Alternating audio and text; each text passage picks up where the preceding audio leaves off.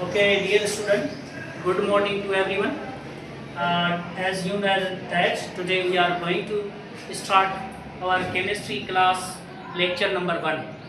Okay, so I have not mentioned here today's our lecture number 01 from grade class 9. So the name of chapter number 1, fundamentals of chemistry. Section A जो आपके book में है वो MCQs हैं प्यारे बच्चों, वो 10 एमसीक्यूज़ हैं। उसके बाद सेक्शन बी जो शुरू होगा वो शॉर्ट क्वेश्चन आंसर्स होंगे। उसी शॉर्ट क्वेश्चन आंसर को सॉल्व करने के लिए हम जो है पहला क्वेश्चन लिखा है हमने कि differentiate between the physical and analytical chemistry. Branches तो बहुत सारी हैं, 13 ब्रांचेस आपके बुक में अवेलेबल हैं, लेकिन ये क्वेश्चन पूछ रहा है कि हमें सिर्फ और सिर्फ डिफरेंशिएट करके दें फिजिकल केमिस्ट्री और एनालिटिकल केमिस्ट्री के बीच में डिफरेंसेस क्या हैं, कोई भी डिफरेंसेस क्लियर करें 5 या 6। सो हमने 5 डिफरेंसेस आपको क्लियर करके देने। इसका आंसर आप लिखेंगे। डिफरेंशिएट जब भी पूछा जाए तो उसको 2 पार्ट्स में डिवाइड किया जाता है आंसर को। ये पॉइंट ये कह रही है तो ये पॉइंट उसके बदले ये बात करें। सो फिजिकल केमिस्ट्री और एनालिटिकल केमिस्ट्री के बीच में डिफरेंसेस स्टडीज। फिजिकल केमिस्ट्री कहती है studies the principles and laws of chemistry. इसमें जो भी प्रिंसिपल्स होते हैं और जो भी लॉज होते हैं कानून केमिस्ट्री के, वो इसमें डिस्कस करे जाते हैं फिजिकल केमिस्ट्री। जैसे लॉ ऑफ थर्मोडायनामिक कि हीट हमेशा हॉट बॉडी से कोल्ड बॉडी की तरफ ट्रैवल करती है, ये एक लॉ है। इसमें studies the composition of substance. Analytical chemistry में जो भी दुनिया में सब्सटेंस हैं वो किस चीज़ से कंपोज किए हुए हैं, उसकी कंपोजिशन को जानने के लिए एनालिटिकल केमिस्ट्री में उसकी डिटेल अवेलेबल होती है। ठीक है, खामोशी करें बच्चे। Explains how and why reactions occur. Reactions क्यों होते हैं, कैसे होते हैं, कौन कौन से रिएक्शंस होते हैं, वो इसमें डिस्कस करी जाती है। Identifies what substance are present.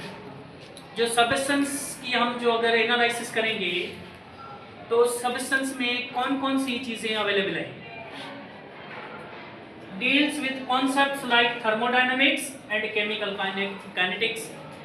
इसमें हमें ये जो पूरा का पूरा इसमें डिस्कस किया जाता है थर्मोडायनामिक्स और chemical kinetics. Kinetic means motion, कैसे रिएक्शंस हरकत करते हैं, कैसे केमिकल चेंजेस होती हैं, फिजिकल केमिकल चेंजेस, और हीट किसी में इन्वॉल्व होती है, किस में जज्ब होती है, किससे रिलीज होती है, किस में एब्जॉर्ब होती है heat. Use techniques like titrations and chromatography. इस ब्रांच का पूरा मकसद ये है सब्सटेंस की एनालिसिस करना। जैसे दूध है, दूध में कौन कौन से आप मिनरल्स हैं, सोडियम कितना है, मैग्नीशियम कितना है, प्रोटीन कितना है, कार्बोहाइड्रेट कितना है, लिपिड कितना है, ये एनालिसिस कर रहे हैं। अगर इंक है तो इंक की एनालिसिस करेंगे, कौन सा कलर कितना कितना परसेंटेज है। हाँ, तो किसी भी सब्सटेंस की एनालिसिस करना कि उसमें कौन कौन से एलिमेंट हैं और कितने कितने हैं। एनालिसिस 2 किस्म की होती है, क्वालिटेटिव एनालिसिस और क्वांटिटेटिव एनालिसिस। क्वालिटेटिव एनालिसिस में हम किसी भी मटेरियल की क्वालिटी चेक करते हैं। क्वालिटी का मकसद है कौन कौन है, और क्वांटिटी का मकसद है कितना कितना है। ऐसे सो प्यारे बच्चों, क्रोमेटोग्राफी एक टेक्निक है, टाइट्रेशन भी एक टेक्निक है। टाइट्रेशन वो टेक्निक है जिसमें हमें ये पता करना होता है कि किसी भी एसिड को न्यूट्रल करने के लिए कितना बेस चाहिए, या किसी भी बेस को न्यूट्रल करने के लिए कितना एसिड चाहिए। क्रोमेटोग्राफी, क्रोमो मीन्स कलर और ग्राफी मीन्स सेपरेशन। ये टेक्निक है जिसमें हम कोई भी कलर सेपरेट कर सकते हैं। जैसे इंक आपकी है ना, इंक ब्लैक है, ब्लैक कलर एक कलर मिलके तो नहीं बना होता है। ब्लैक कलर बनाने के लिए बहुत सारे कलर मिले होते हैं, लेकिन क्रोमेटोग्राफी की मदद से हम वो कलर सेपरेट कर सकते हैं कि ब्लैक इंक कौन कौन से कलर से मिलकर बनी हुई है। तो ये टेक्निक है टू सेपरेट द कलर्स। प्यारे बच्चों, मोर थ्योरेटिकल एंड मैथमेटिकल थ्योरी भी होती है इसमें और मैथ भी होती है। मीन्स के मैथमेटिकल प्रूफ भी होती है और थ्योरेटिकल डिस्कशन भी होती है इस ब्रांच में। मोर एक्सपेरिमेंटल एंड प्रैक्टिकल, पूरा का पूरा एक्सपेरिमेंटल होती है इसमें। एनालिटिकल केमिस्ट्री पूरी एक्सपेरिमेंटल केमिस्ट्री है।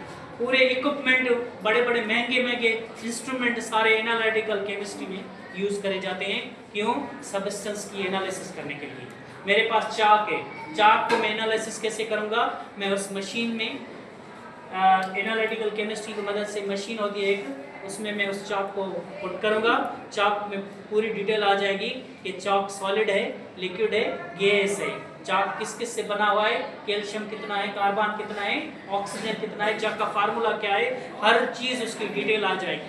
तो ये क्या करा हमने? किसी सब्सटेंस की एनालिसिस करी, किसी सब्सटेंस की एनालिसिस करी। ब्लड है, ब्लड हमारा white blood cell, red blood cell, platelets, पानी कितना है, लिपिड कितना है, क्या है, ये ब्लड की एनालिसिस किससे करेंगे? एनालिटिकल केमिस्ट्री में जो इंस्ट्रूमेंट्स होते हैं बहुत सारे, वो आपको हम मैट्रिक क्लास की लास्ट चैप्टर है उसमें आपको पूरा वो चैप्टर समझाएंगे, पूरे इंस्ट्रूमेंट पढ़ाए समझाए जाएंगे। शाह लतीफ़ हमारी यूनिवर्सिटी है ना, वहाँ पे सारे के सारे ये इंस्ट्रूमेंट वहाँ पे अवेलेबल है।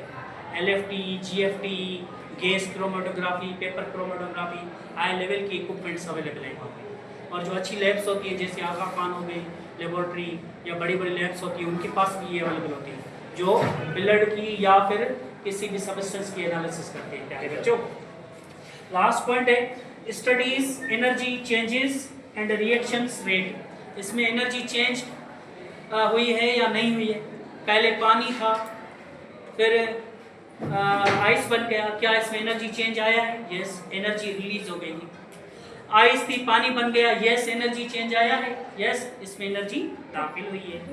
और जो है रिएक्शन का रेट कितना है? कोई रिएक्शन तेजी से होते हैं, कोई रिएक्शन स्लो होते हैं। स्लो रिएक्शन आपने कभी सुना है? यस, रस्टिंग ऑफ आयरन, लोहे को जंग लगना स्लोएस्ट रिएक्शन है।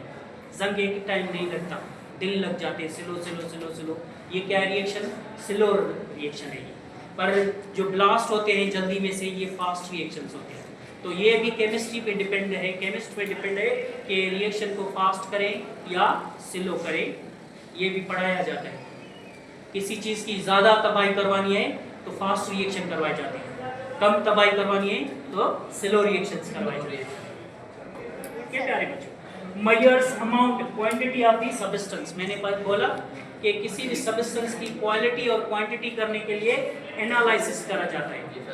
क्वालिटी, सपोज करो मैंने बेकरी पे मैं गया कि मैंने वहाँ पे एक केक लिया, उसने बेकरी वाले ने बोला इस केक में पिस्ताचू है, ये है बादामी है, आलमंड है, ठीक है।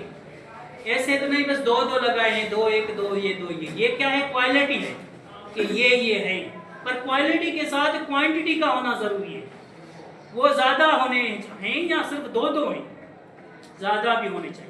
अगर वो ज़्यादा हैं तो वो उसकी क्वालिटी अच्छी है, अगर वो हैं तो उसकी क्वांटिटी अच्छी है। ज़्यादा होना क्वांटिटी है, क्वालिटी कि भाई मेरे पास केक है, केक, उस केक में ये चीज़ें हैं, उसका अमाउंट नहीं बता रहा है तो ये क्या कर रहा है? उसकी क्वालिटी बता रहा है। लेकिन अमाउंट भी पता है कि ये है, ये इतने ग्राम, ये इतने ग्राम, ये इतने ग्राम, ये उसकी क्या बता रहा है? क्वांटिटी। क्वांटिटी हमेशा नंबरों में, मैथमेटिक्स में यूज करी जाती है और क्वालिटी जस्ट ऐसे ही बताई जाती है। बड़ी मेहरबानी।